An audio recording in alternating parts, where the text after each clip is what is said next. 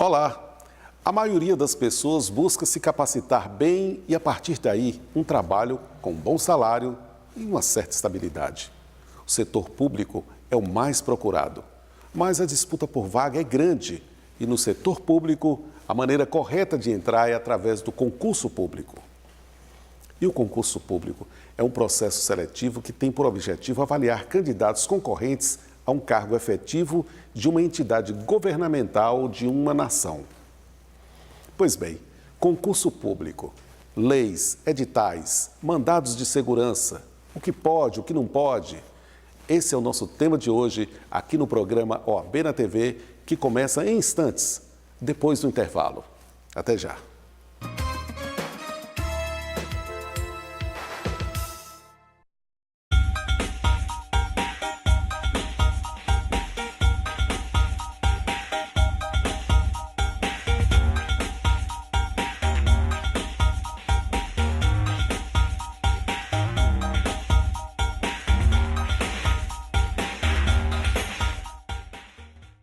Advogamos pela educação. Advogamos pelo trabalho. Advogamos pelo meio ambiente. Advogamos pela inclusão. Advogamos pelo respeito. Advogamos pela democracia. Advogamos pelo seu direito. Porque sem advocacia não há justiça.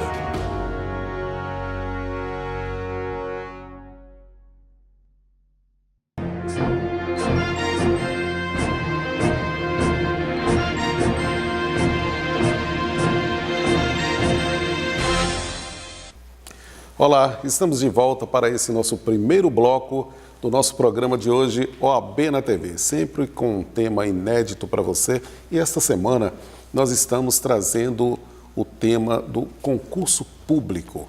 A gente vê os órgãos de governo aí realizando a seleção, através de concurso público, a medida correta, atendendo aí a legislação para se ingressar no serviço público. E hoje nós temos dois convidados aqui da nossa subseção, atendendo o nosso convite para falar sobre o concurso público.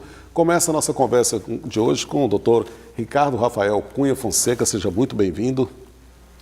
Eu que agradeço a oportunidade de estar participando do programa e tirando as dúvidas, as curiosidades sobre o tema do público, dos telespectadores. Doutor Ricardo, o que é concurso público?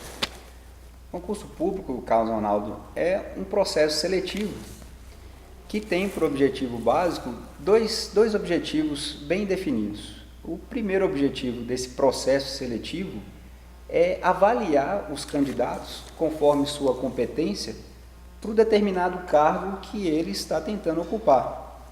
Então vai fazer essa avaliação desse candidato, da competência dele em função do cargo. O segundo objetivo, bem claro que o concurso público, esse processo seletivo possui, é poder evitar que as pessoas imbuídas dos cargos eletivos possam evitar essa ilegalidade, muitas vezes, de estar contratando pessoas mais próximas que têm uma influência política. Então, o processo seletivo também tem por finalidade evitar essa contratação sem estar avaliando os critérios de capacidade do candidato e não por influência. Então, são esses dois objetivos básicos que o concurso público apresenta. Interessante o senhor falar isso, porque a gente fala nos princípios básicos, aqueles princípios mais comentados da nossa Constituição com relação à administração pública, a questão da impessoalidade, porque se não fosse isso, eu imagino aí quantas pessoas iriam colocar os apadrinhados, enfim, ia ser uma coisa meio que desequilibrada. Até para isso, é interessante a gente falar que para a organização do concurso público nós temos o edital. Que o edital pode ser chamado a lei do concurso? Pode, deve e é. Nós temos sim a nossa lei maior, que é a nossa Carta Magna, que é a Constituição Federal, porém todas as regras do concurso estão no edital. Ela é a lei máxima que rege o concurso. É no edital que está definido desde aonde, que data, como que o candidato vai se inscrever para a prova, até temas mais importantes, como, por exemplo, o prazo de validade do concurso, quando que se dará homologação, convocação, tudo está definido dentro do edital. A pessoa, o concorrente, aquele que se habilita para determinados cargos públicos, ele tem hora que fica curioso com algumas coisas, porque até vou fazer algumas perguntas aqui mais para frente, porque são perguntas curiosas, simples. A questão da regra do concurso, ela tem que estar toda estabelecida no edital, não? Sim, o edital ele tem que contemplar todas as questões, como, por exemplo, a questão da validade do concurso. A validade do concurso ela é de até 2 anos, prorrogável por igual período. Então, se o edital trouxer, por exemplo, que o prazo de validade do concurso é 1 ano, então ele poderá ser prorrogado por mais 1 ano. A questão da convocação, como que eu vou ser convocado? Passei no concurso público, como que eu vou ser convocado? A forma como o candidato vai ser convocado também é definida dentro do edital, que em vias de regra é por carta, uma convocação pessoal, mas com o advento da tecnologia, cada vez mais os editais estão oferecendo a possibilidade de convocação eletrônica.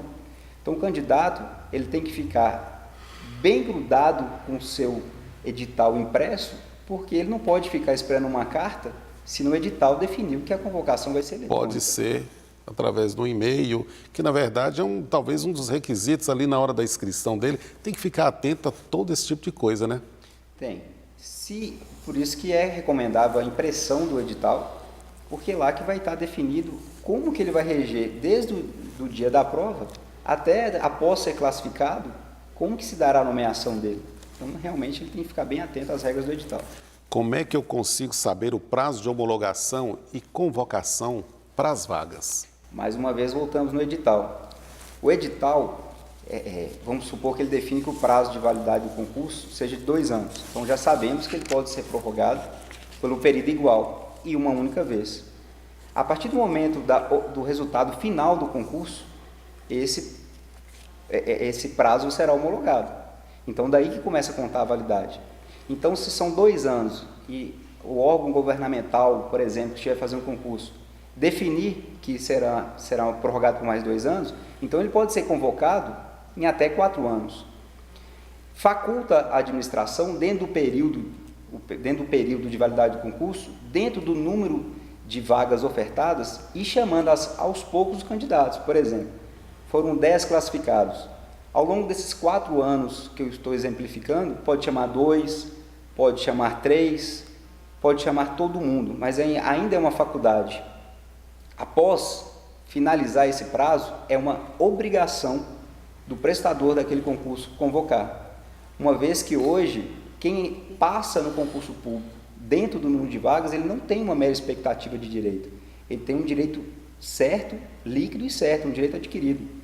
Então, dentro do prazo de validade do concurso, uma vez que for até o último dia, se foram 4 anos, ele pode esperar os 4 anos, porque ele vai ser convocado desde que passou dentro do número de vagas. Então, ele tem o direito líquido e certo a ser convocado. Deixa eu só voltar nisso aqui, para exemplificar um pouco, até mesmo porque são dúvidas que a gente ouve no dia a dia e os concursos estão aí e é um objetivo da maioria das pessoas hoje em dia.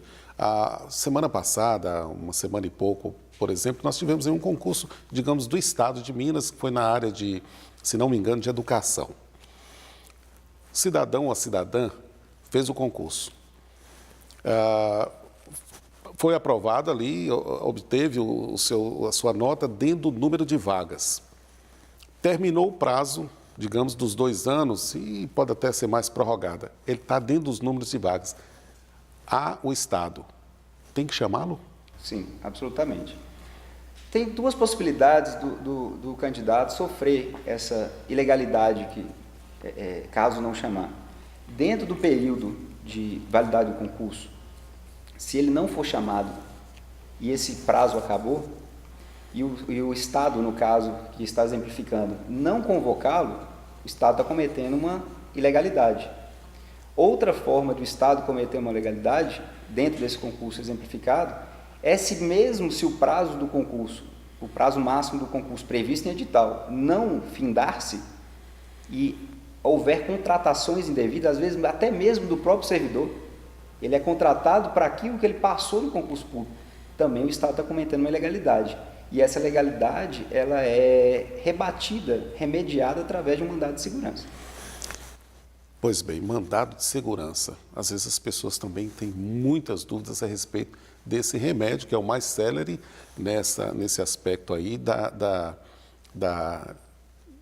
de se pleitear que seja chamado, caso o cidadão também entenda que está ali um direito dele e que ele precisa ser chamado. Fala um pouco sobre esse remédio, como é que funciona, como que o concorrente pode utilizá-lo. A palavra correta é essa mesmo, remédio, para resolver um problema dele. O mandado de segurança, ele é um remédio constitucional que ele evita que a autoridade pública impeça que você tenha acesso ao seu direito líquido e certo.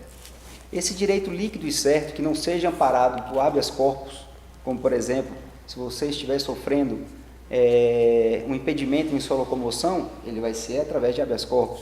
Você tem acesso, livre acesso a dados públicos, a banco de dados públicos. Se você estiver sofrendo esse impedimento, o remédio correto é um habeas data.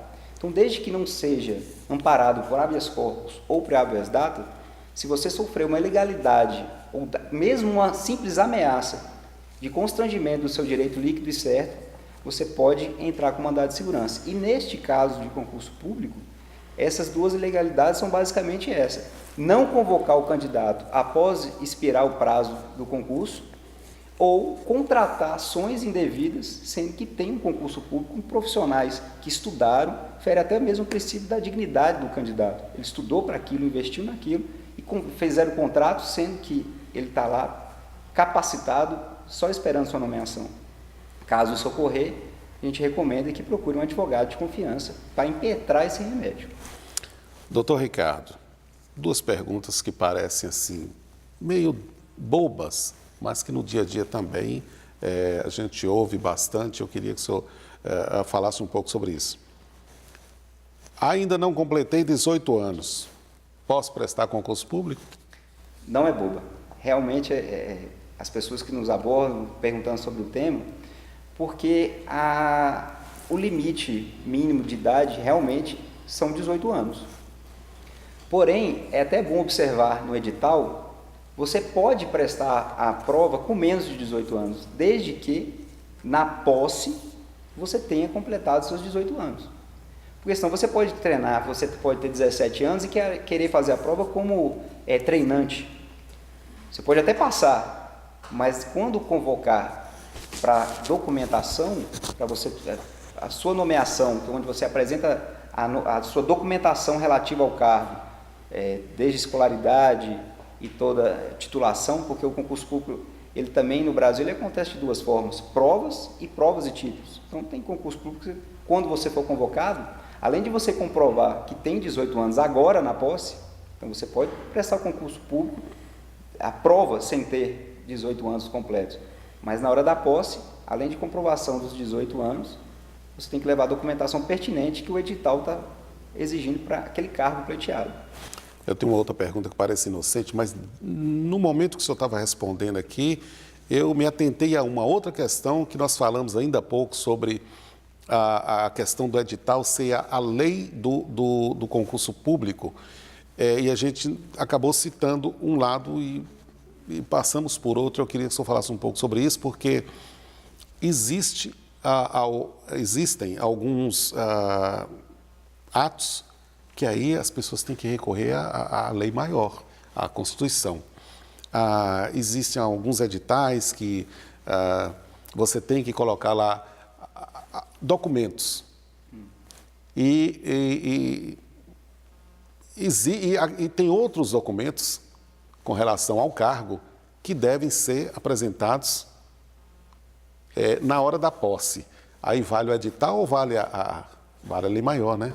A dúvida maior que eu acho que o senhor está tentando me passar é quando que eu devo apresentar os documentos e se tem documentos que são exigidos no edital, mas que a Constituição... Me explica isso aí. Na verdade, é um tema bem pertinente, principalmente hoje com o advento maior do acesso à informação, o pessoal realmente fica interessado nesse tema. A questão a partir do momento que você faz o concurso público, que você se inscreve, não é aquele momento de apresentar a documentação. O pessoal acha que no ato da inscrição já tem que levantar todas as regras, todas as informações que o edital pleiteia. Não é bem assim. São os documentos básicos, né? Os documentos básicos para comprovar, como por exemplo, a escolaridade, etc., vai ser no momento da convocação para a sua posse. Você vai se inscrever, muitas vezes hoje, no site. Os órgãos que são contratados para fazer, hoje a maioria, até os municípios, contratam empresas especializadas para fazer os concursos. Poucos municípios fazem por conta própria, a União e o Estado sempre é através de uma empresa especializada. Então você vai se inscrever e naquele exato momento nem sempre você vai precisar comprovar tudo. Você vai declarar idade, CPF, identidade. CPF, você vai declarar aquilo. Mas aqui passou no concurso público. Ok, a partir do momento que você for convocado, seja uma carta, caso o edital assim dispuser, ou através de algum meio eletrônico também observando o edital, a partir daquele momento você vai ter que se apresentar, você vai ter um prazo, geralmente 30 dias prorrogáveis por igual período, para se apresentar para a sua nomeação, e na nomeação ele vai ter análise de documentação. Então, se por exemplo o concurso público está exigindo um nível superior e você só tem a escolaridade média, você não vai ser aprovado. Mas você não precisou apresentar para fazer o concurso. E raramente o concurso público vai te exigir algum documento que te constranja, porque você só precisa saber se você tem sua capacidade física e mental em pleno exercício, a sua idade mínima tem que ser comprovada, é basicamente isso que tem que pedir. A sua idade mínima, a questão é se você está quite com as obrigações eleitorais, no caso de homem, se você está quite com as obrigações militares. Sim. Então, você não precisa, não exige documentos diversos que vão violar também a Constituição. Tanto que a gente vê, né, é comum a gente observar alguém ali terminando o curso e fazer o concurso porque ele sabe que o resultado sai 3, 4 meses à frente, ele já concluiu o curso dele, já está com o diploma em mão, ou até uma declaração, caso seja aprovado, e precisa provar que está apto para determinado cargo. No momento da posse, com certeza. Vamos supor que ele leve mais 30 dias para concluir o curso, mas no momento da posse, ele já vai ter concluído, então Sim. tudo bem, ele pode prestar, não perca a oportunidade de fazer o concurso público se você ainda não estiver 100% apto, porque no momento da posse você já pode estar. Ok, para a gente terminar, a gente vê, eu citei aí ainda há pouco que teve um concurso recente aí, digamos, do Estado. Muita gente faz, às vezes o edital é muito longo, a gente vê que a maioria nem lê o edital todo, vê ali o prazo, que dia que vai acontecer, qual é a taxa de inscrição, etc. Como acontece a chamada e a nomeação para o cargo quando o candidato é aprovado? Deve ter muita gente aí com essa expectativa. Dentro do edital vai ter o prazo de validade do concurso que a gente já citou. Após, geralmente, eles também colocam a data da prova e a data em que vai ser divulgado o resultado final. A partir do momento que divulga o resultado final, o candidato, infelizmente, tem que esperar o prazo de validade para ser convocado. Porque ele pode ser chamado 3 meses depois? Pode. Às vezes o município está com uma necessidade de mão de obra, o município, o Estado, União, com uma necessidade de mão de obra urgente. Então, tem o pessoal aprovado, eu vou chamar de 3 meses. Ótimo. Mas a convocação por carta ou por meio eletrônico, a ser observado pelo edital, ele vai ter que aguardar, sim, o prazo de validade do concurso. Ele pode demorar até 4 anos, porque se o prazo do concurso for de 2, prorrogável até uma vez por igual período, mais 2. Ele pode esperar até 4 anos para assumir? Pode ter que esperar até 4 anos para assumir, a não ser que haja contratações antes. Aí ele vai ter que entrar com mandado de segurança. Após esse prazo, se não chamá-lo, ele também vai ter que entrar com mandado de segurança. Então, a maior dúvida, eu tenho que esperar esses 4 anos, é conforme a necessidade da administração pública. Ela vai chamar todo mundo? Tem que chamar, é obrigado. Mas no prazo de validade do concurso. Não podemos exigir que ela chame antes, é no tempo da administração. Dentro do prazo de validade, chamando todo mundo, ela está correta. Doutor Ricardo, muitíssimo obrigado pela sua participação.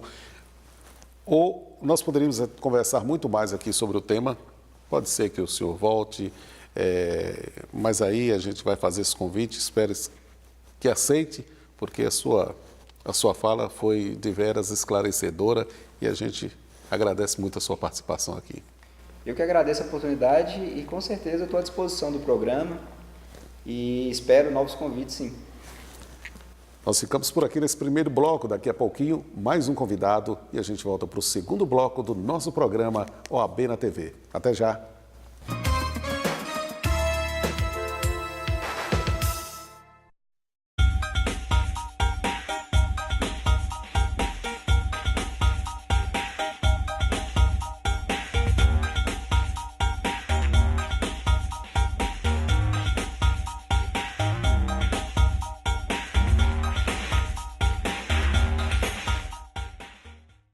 Advogamos pela educação.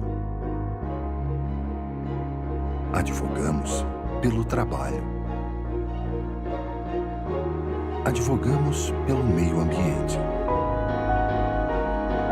Advogamos pela inclusão. Advogamos pelo respeito. Advogamos pela democracia. Advogamos pelo seu direito. Porque sem advocacia não há justiça.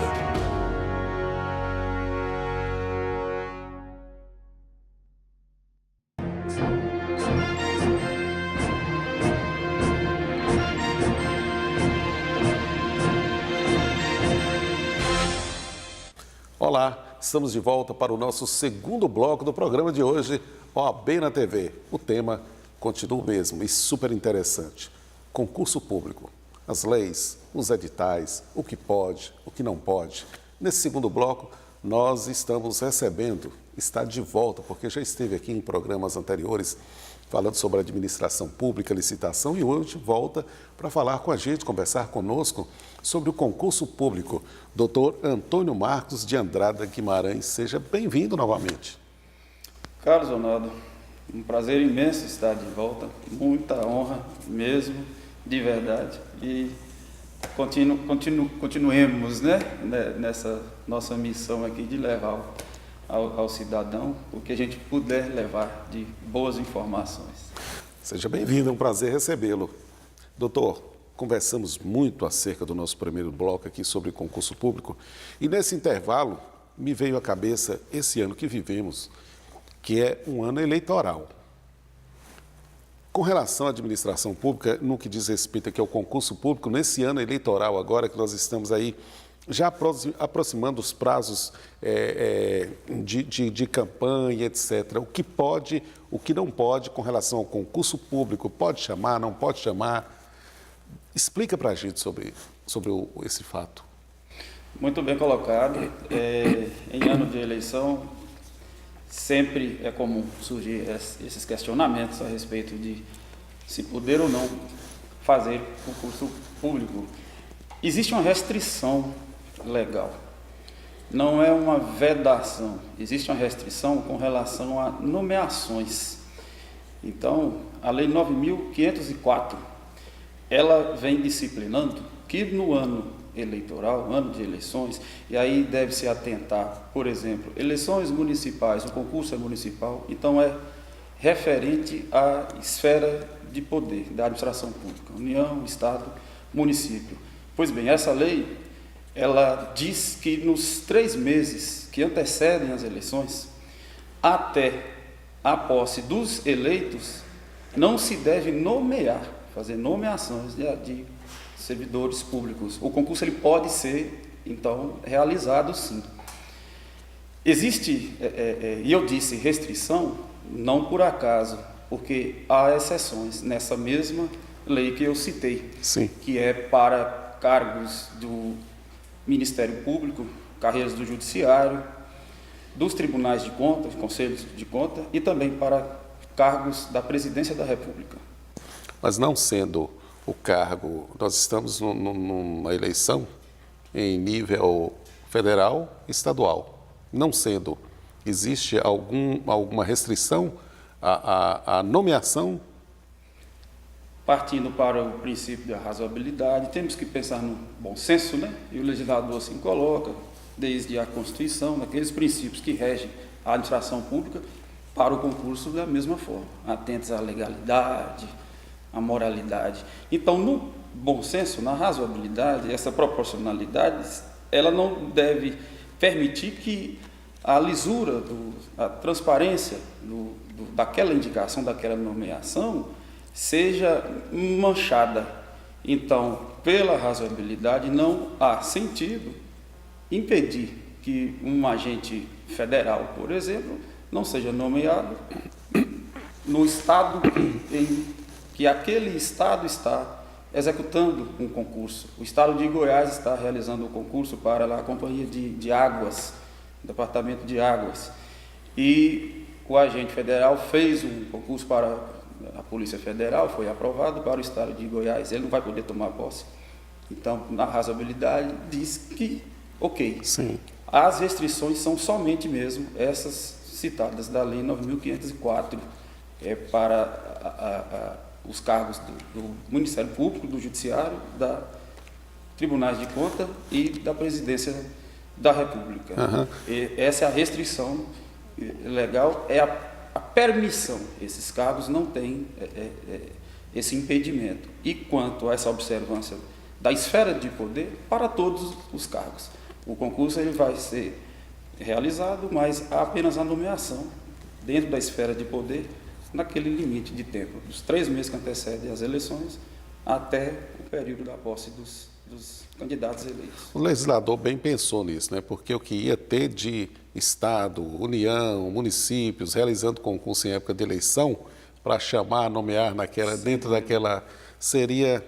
Não, realmente a gente tem que... Para se evitar a questão eleitoreira. Concurso público, doutor Antônio Marcos, limite de idade existe? Ou nós temos aí uma flexibilidade dentro da nossa Constituição com respeito ao limite de idade nos concursos públicos? Existe sim, Carlos Ronaldo. E, mais uma vez, é bom lembrar a razoabilidade, a proporcionalidade. A pessoa, para fazer concurso público no Brasil, ele vai atender alguns requisitos da lei, estar quite com as obrigações eleitorais. No caso de homem, do sexo masculino, há as obrigações militares também. O nível de escolaridade foi muito bem já colocado aqui no primeiro bloco pelo doutor Ricardo, né? E voltando nesse ponto da idade, a razoabilidade de se exigir aquela idade que não toque de maneira negativa a atribuição, o desempenho da função do candidato e talvez futuro servidor. Então, se eu vou fazer um concurso, por exemplo, para a carreira militar, normalmente eles vão colocar um limite máximo para que a pessoa possa prestar o concurso, levando-se em conta o quê? O princípio da eficiência, inclusive, princípio constitucional, para que a pessoa, no desempenho da sua função, ele não fique prejudicado, e ele estando prejudicado no desempenho, a sociedade, né, ficará também. O cargo é público, então o candidato que está disposto a participar deve seguir esses requisitos. A idade mínima para tomar posse é de 18 anos, mas essas questões da idade, do limite máximo, é que costumam dar problemas, descarregam às vezes no judiciário. É importante até lembrar, já que você tocou nesse ponto, existe inclusive uma súmula do STF, que foi assunto de repercussão geral, um caso específico onde um candidato à carreira militar prestou o concurso para médico, profissional da saúde. Ele tinha uma idade superior, se não me engano, era de 28 anos no edital, e ele já contava com mais de 50. Então, ele teve que recorrer, entrou com mandato de segurança, a coisa, inclusive, deu repercussão geral no STF e originou a súmula 683. Lembrando, essa súmula, ela vai lá na Constituição, onde diz que o limite de idade tudo mais, todos os requisitos colocados em edital, servem de acordo com a complexidade, com a natureza do cargo. E a idade, no caso, ele não desempenharia as funções próprias de militar Ele pegar em entrou para a arma. polícia, isso, arma. Ele entrou para a polícia para desempenhar a sua função de médico. Específica, né? Específica de Técnica, médico, científica. apenas com essa particularidade de ser o médico da polícia. Mais uma vez, nós encaramos aí os princípios da razoabilidade, a proporcionalidade, no sentido Sempre, nunca de devemos de se convocar, né? O bom senso. Quem é que pode fazer concurso? Nós temos aí um leque aberto nessa situação também, daquele que pode participar do concurso público em nível nacional, né? Digamos assim. A Constituição, ela colocou de maneira clara o brasileiro, né? O brasileiro nato ou a pessoa que venha se naturalizar brasileiro. É importante ressaltar a particularidade dos portugueses pelo princípio da igualdade, o tratado de reciprocidade, não é isso? Então, ele também já se coloca em igualdade de direito de prestar o concurso público no Brasil. Brasileiros, os naturalizados, na forma que a lei vai colocar, para atingir a condição de naturalizado, e os portugueses. Tem uma confusão, e é importante colocar aqui, quando a lei diz portugueses, brasileiros natos e naturalizados. Porque quando a gente vai estudar a naturalização, quem pode se naturalizar? Todas as pessoas nascidas em qualquer país do mundo podem se naturalizar brasileiro. As diferenças são os requisitos, o tempo para ele obter a condição de brasileiro naturalizado. E a confusão que eu disse é bem essa aí. Para as pessoas de países de língua portuguesa, não só Portugal, temos Guiné Equatorial, Moçambique, Angola, essas pessoas também podem entrar no processo de naturalização. Existe delas apenas moradia no Brasil com prazo ininterrupto de 1 ano e a idoneidade moral.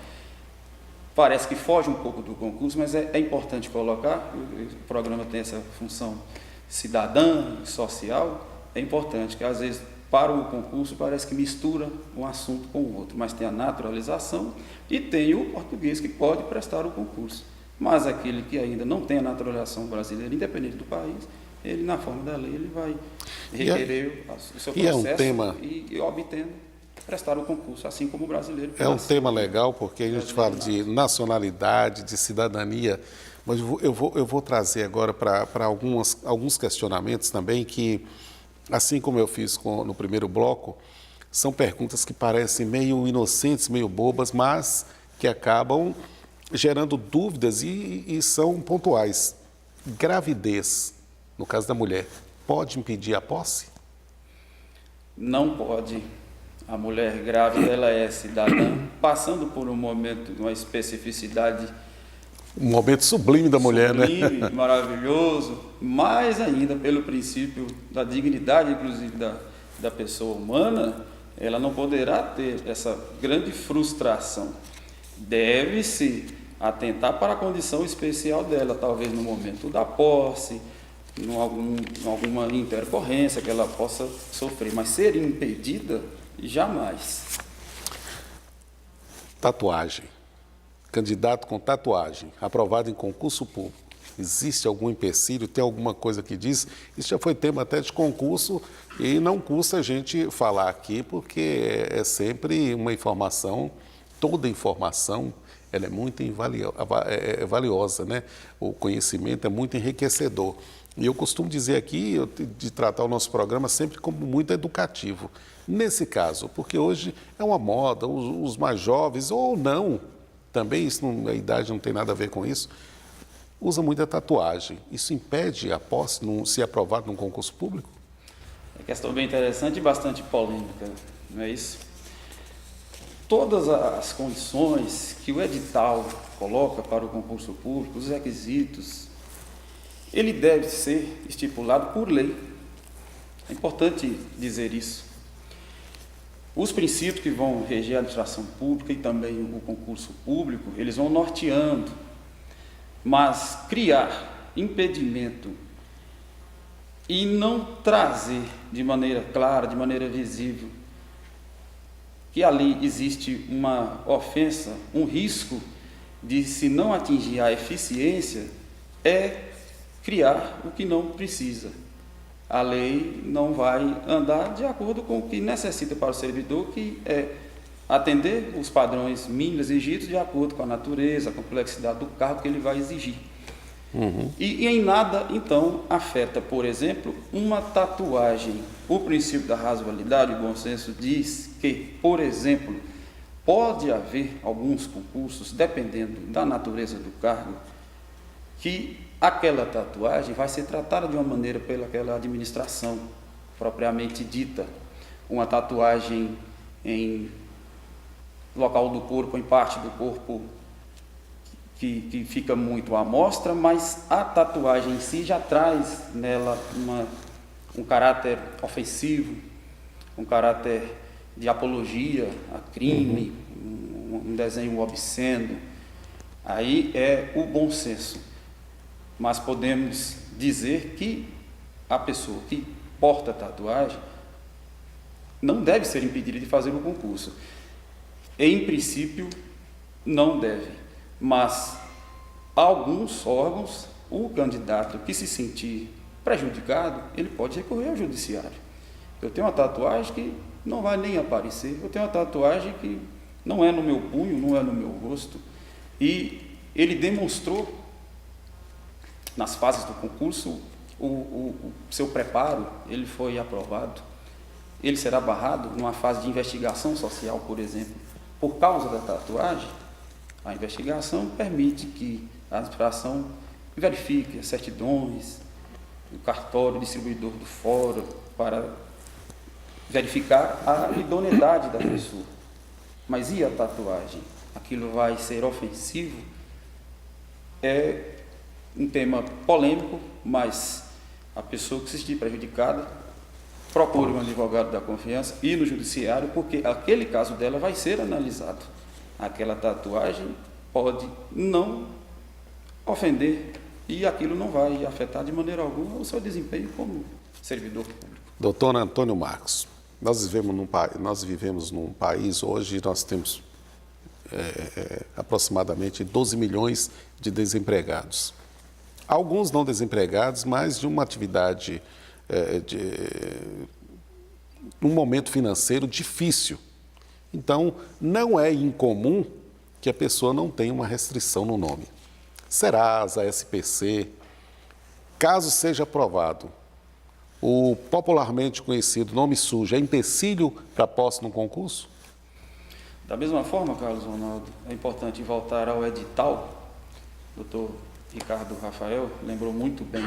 O candidato deve, durante todo o processo do concurso, estar sempre atento ao edital, desde o momento que ele presta a fazer aquela inscrição para o concurso. E lá ele vai verificar o que está ali sendo estipulado, o que está sendo cobrado.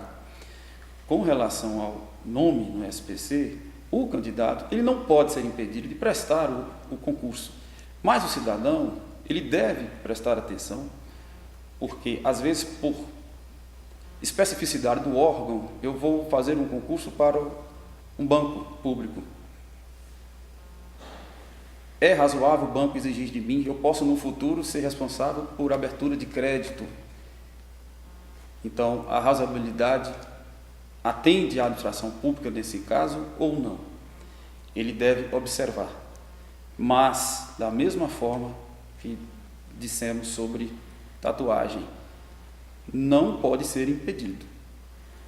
O nome, a restrição, o famoso nome sujo, a restrição nos órgãos. Em regra, não, né? Em regra, o cadastro de proteção ao crédito não se coloca como um fator de impedimento para o candidato fazer o concurso.